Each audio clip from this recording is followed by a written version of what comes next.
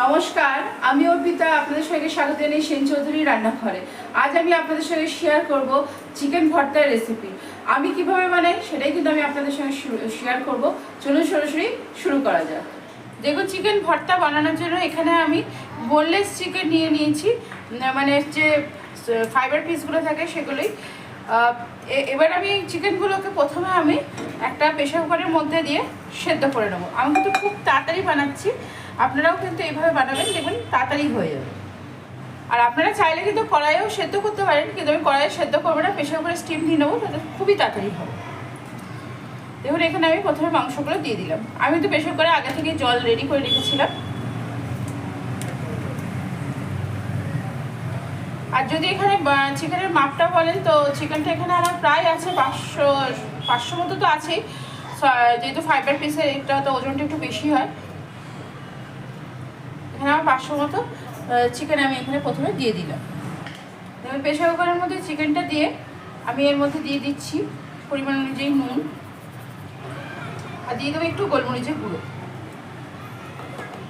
প্রথমে আমি নুন গোলমরিচের গুঁড়ো দিয়ে মাংসটাকে স্টিম করে নিই। এটা আমি 2টো সিটি দেবো। এটা স্টিম করে নিই, তারপর আবার আপনাদের সঙ্গে আমার কথা হচ্ছে।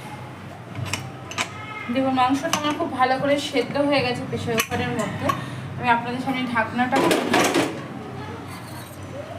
প্রেসার কুকারে সেদ্ধ করার জন্য সময়টা অনেক কম লাগলো, গ্যাসটা ফুরালো অনেক কম।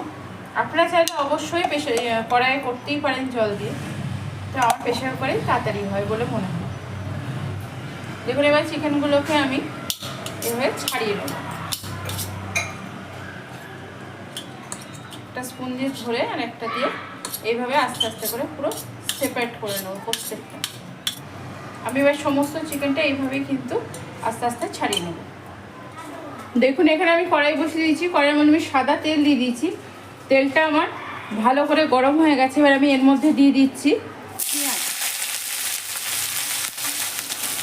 এখানে আমি পেঁয়াজ দিয়েছি বড় সাইজের 1.5টা, আর যদি মাঝারি সাইজ বলেন তাহলে আমি 2টো এখানে পেঁয়াজ দিয়ে দিচ্ছি।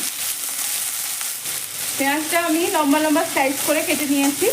পেঁয়াজটা দেখুন আমার হালকা ভাজা হয়েছে, বেশি কিন্তু ভাজা হয়নি। এই সময় আমি দিয়ে দিচ্ছি এখানে রসুন, পুরো 1 মুঠো ভর্তি ভর্তি কিন্তু এখানে রসুনটাকেও পেঁয়াজের সঙ্গে এবার ভেজে নেব ভালো করে। পেঁয়াজ রসুনটা আমার খুব ভালো করে ভাজা হয়ে গেছে। এবার আমি এর মধ্যে দিয়ে দিচ্ছি 1 মুঠো কাজু।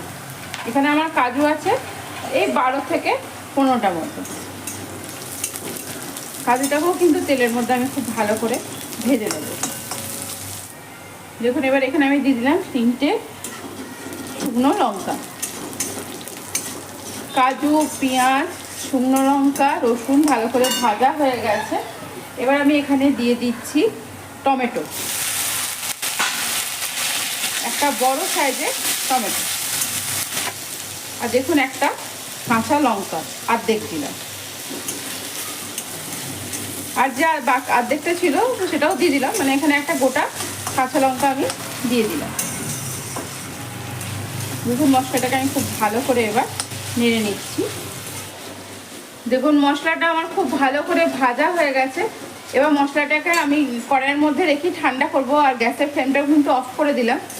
ঠান্ডা হয়ে গেলে মশলাটাকে আমি যে মাংসটা সেদ্ধ করলাম, যে জলটা আছে, চিকেনের যে স্টকটা আছে, সেই স্টকটা দিয়ে মশলাটাকে আমি খুব ভালো করে মিহি একটা পেস্ট করে নেবো।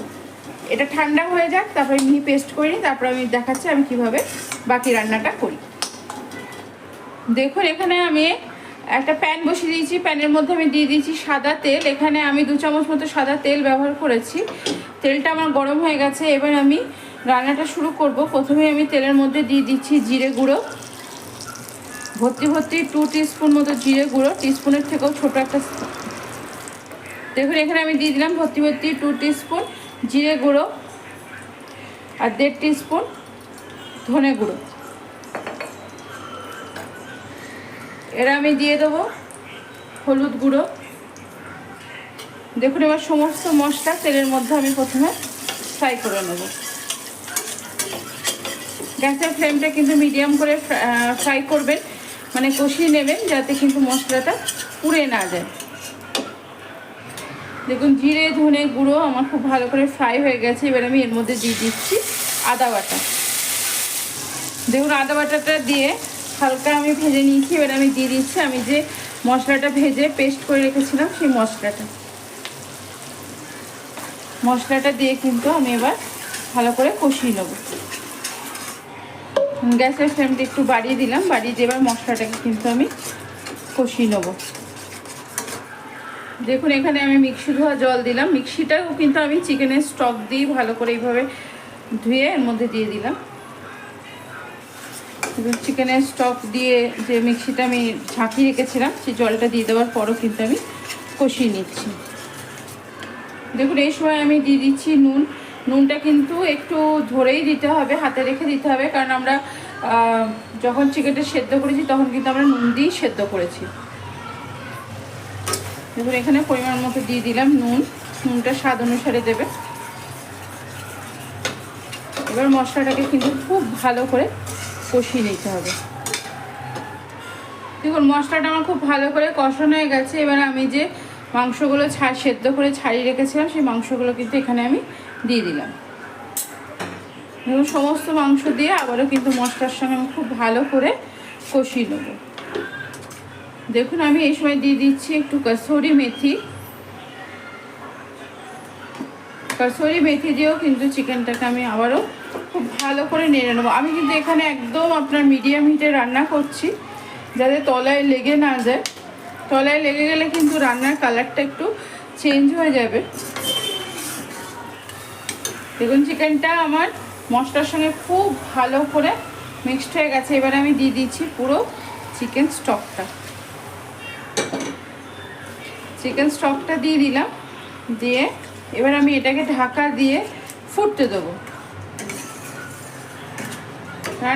রান্নাটা কিন্তু আমার এখনও কমপ্লিট হয়নি, তো আপনারা দেখতে থাকুন। আশা করি আপনাদের ভালো লাগবে আমার রান্নাটি। আর ভালো লাগলে কিন্তু অবশ্যই লাইক শেয়ার কমেন্টস করতে তো ভুলবেন না। চ্যানেলটিকে অবশ্যই করে কিন্তু সাবস্ক্রাইব করবেন। আর চিকেন স্টকটা দেওয়ার পর যদি মনে হয় একটু জল লাগবে, তো আপনারা কিন্তু বাইরে থেকে এর মধ্যে জলও দিতে পারেন। আর এটা তো খুব ড্রাই হয় না, চিকেন ভর্তা একটু তো থকথকে টাইপেরই হয়। দেখুন আমারও চিকেনটা কিন্তু জলের সঙ্গে মেশানোর পর মনে হচ্ছে একটু জল দিতে হবে, তো আমিও কিন্তু এখন আর একটুখানি জল দিয়ে দেবো। দেখুন আমি আরেকটু জল এখানে দিয়ে দিলাম। দেখুন এবার আমি চিকেনটাকে ফুটতে দেবো ভালো করে। এবার এটা ভালো করে ফুটে যাক, তারপর আবার আপনার সঙ্গে আমার কথা হচ্ছে।